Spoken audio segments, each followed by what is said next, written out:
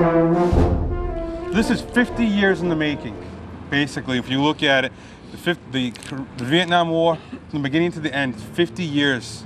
And this body, Councilor Gomes and myself at the Vietnam event at Fort Taber Park 4 years ago, had a discussion when we were walking through the museum, and we actually saw a medal that was given to returning soldiers from the city of New Bedford, and that stopped coincidence in the Vietnam era.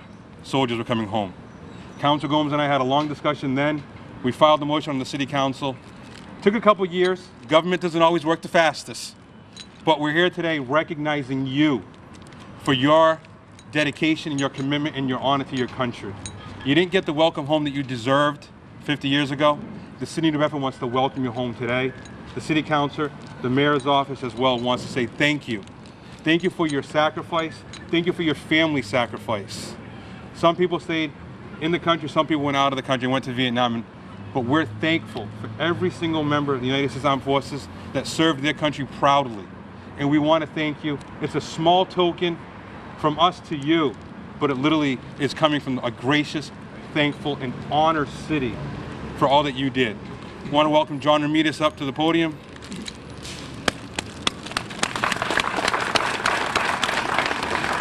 And if John will give me a minute, even though I wrote a script, I went off the script. So we're going to start with a moment of silence for all the men and women that didn't come home, not just the Vietnam War, but every conflict that the United States has been in. Uncover!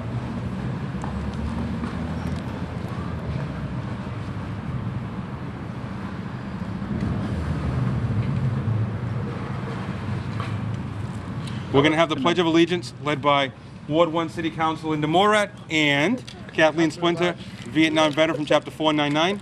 Kathleen, if you'd like to join Linda. Councilor Carney and Councilor Rivera, will you join me? Councilor,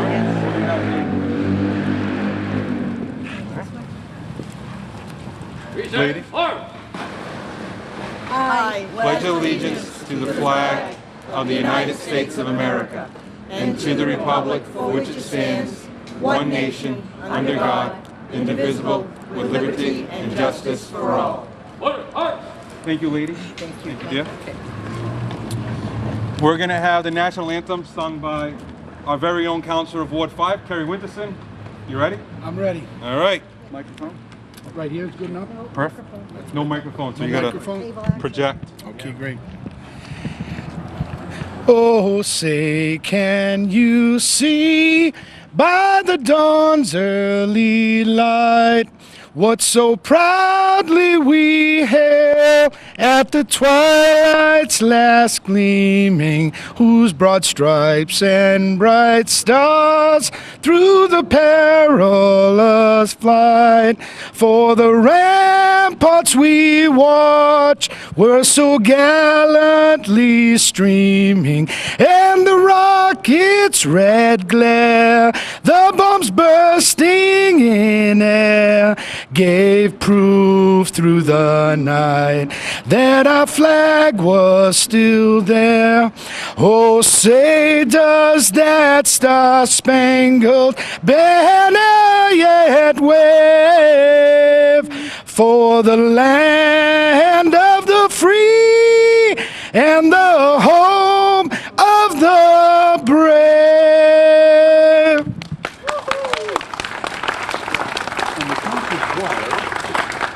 Thank you, Councillor. I've already gave my opening remarks. I actually did it ahead of schedule. I apologize. My honor, my distinct honor, to give John REMEDIS the first challenge coin that the city of Bedford has ever issued, and it's going rightfully and deservingly to you. Thank you.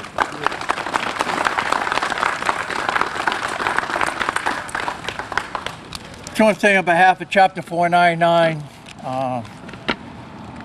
this chapter's been around a long time, and it's a great appreciation for the City Council here to do what they're doing today.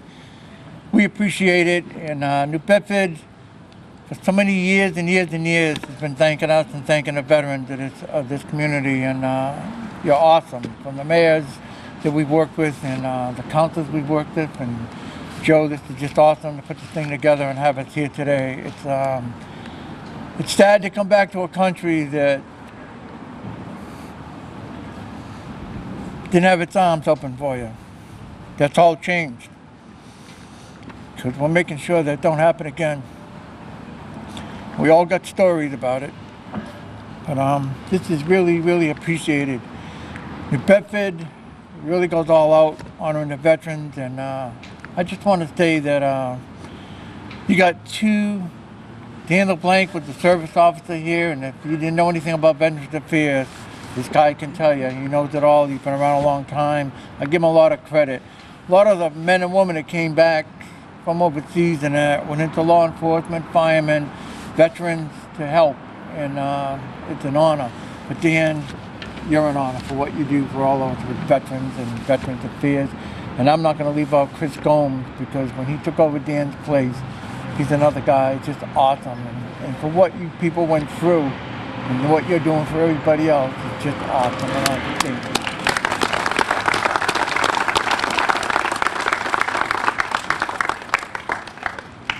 We do have a very small speaking program, and before we continue, I just want to recognize all the elected officials that are here and the designees. From the Mayor's Office, Christine Arsenault. We have our Veterans Agent, Chris Gomes. Counselor at Large, Brian K. Gomes. Counselor at Large, Naomi Carney. Counselor of Ward 2, Stephen Martins. Counselor of Ward 5, KERRY Winterson. Counselor of Ward 1, Linda Morad. Counselor... Listen, I said Ward 1 more than I said at large. Well, you should apologize to Jim. Jimmy's going to speak later, it's okay. Counselor of Ward 3, Henry Bousquet. Counselor at Large, David Alves, a Vietnam-era veteran. Counselor Dana Rivera, we're in her lovely ward. The Counselor of Ward 1, Jim Oliveira, and also a Vietnam veteran. Next on the speaking program is Chris Gomes, the City of New Bedford's Veterans Agent. Chris? I won't take too much time. Everybody knows me, knows I keep it brief. What can I say to Vietnam vets as an Iraq vet? Thank you for everything. I didn't come home to what you guys did. I came home to cheering, celebration, people wanting to hand me things, and that's all because of you. My very first realization of what Vietnam guys were doing for us happened when I went into Walter Reed. As I came off the plane, they put me on an ambulance, evac'd me down to Walter Reed, and as they approached the gates at Walter Reed, there's the Vietnam guys who are standing out in front of the gate. There's nobody else, no civilians, no guys from my era. There's the Vietnam guys standing out there. And days after days, as I would come and go, I finally got the courage to come up and ask them, why you guys just stand there? I know you got other places to be, other veterans to be around. And he says, well, this is our promise to the guys coming home, that you're not going to be forgotten, no one's going to mess with you, and that you're going to be celebrated the way you guys should be celebrated. And that's my remembrance of the Vietnam guys. You guys have done everything for the guys coming back, and don't think that it's gone unnoticed. If anybody else doesn't want to say anything, I've seen it, I see it every day, and I appreciate it. And, I love you guys. That's...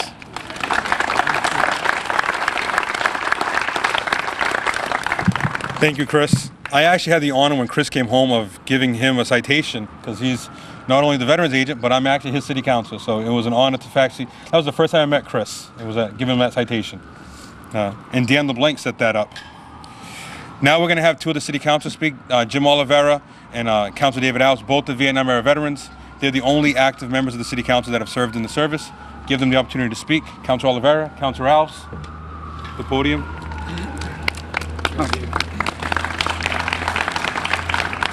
I got the advantage of speaking first, not because of any difference in our service, only because I'm older and been here longer, so it comes with the tradition. But, I'm a Vietnam-era veteran.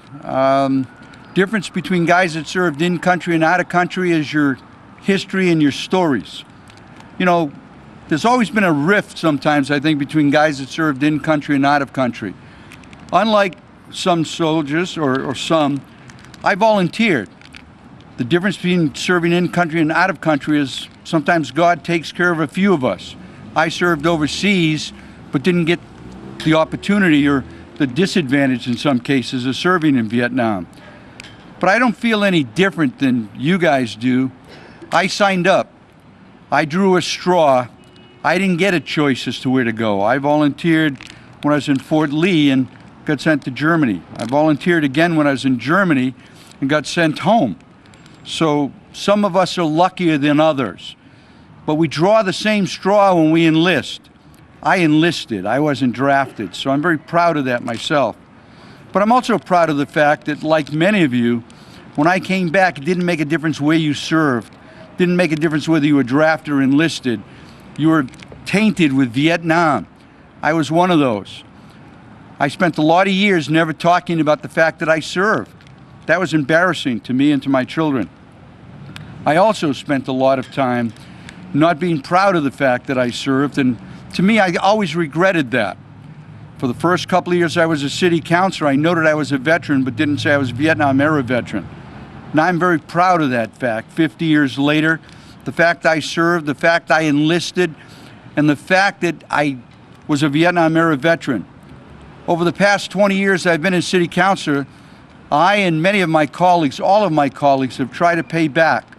I recognized what it meant not to be recognized or not to be acknowledged as being a veteran. And I've made a point, as my councilors have made a point, to never let that happen again. Over the past few years, and probably most of that, 20, we've tried to give veterans coming home from wherever conflict, whatever conflict, a citation to say, we appreciate what you've served, we appreciate the time you gave away from family, friends in your community to serve somewhere else. Whether it was in Afghanistan, whether it was in Europe, whether it was in Hawaii. You gave up the time, you gave up your family, you gave up a lot to join Navy, Army, Marines, Coast Guard, Merchant Marine for that matter, or the Air Force. We gave citations. But I'm very proud of my colleagues and of the City Council, because this year, for those of you that haven't seen it, we're giving you a medallion. Not any better than a citation, but a little bit more important, because now you get to carry this one with you and to rub it and remember your time. Remember those that you serve with that may not be here. It says, from a grateful city, thank you. And it has the city seal on the back. May you always remember that the time you gave, you might have been away, but you were never forgotten. You were always remembered, and that continues on to this day. On behalf of the council, but on behalf of myself to all of you, thank you for being my colleagues and serving when I served. Thank you for being there. Thank you for coming back. God bless you all. Thank you.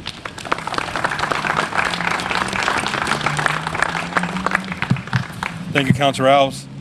Councilor Oliveira, say a few words. I think I will say a few words after that. Councilor Alves definitely said most of what I would have intended to say. I also enlisted in the service. I see two of my favorite hats, U.S. Navy and Seabees over here, for which I served in both branches. And I went in the tail end of Vietnam.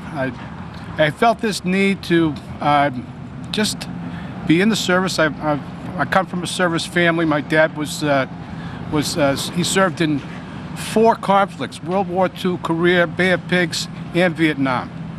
And we had several discussions about enlisting in the service, and at some point in my life, I just decided that this was going to be important to me, and important to the extent that I would be willing to give up my life if need be on behalf of our country. So I welcome every one of you back again. I see a lot of familiar and friendly faces that I've seen over the years, and we all did a hell of a job, didn't we? So I thank you too. Thank you, Councilor Oliveira. That actually concludes the speaking portion. As I said, it would be a very small speaking portion. This was about you and thanking you. And at this time, if you'd like to line up, the council move to the front of the podium.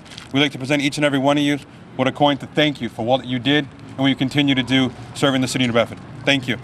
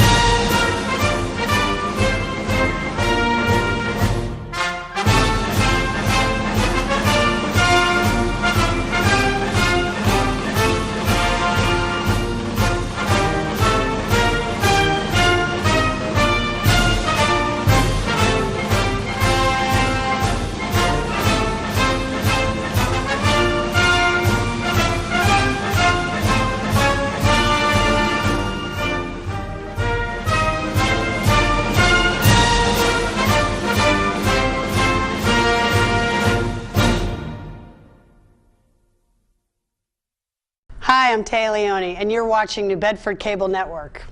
Good for you.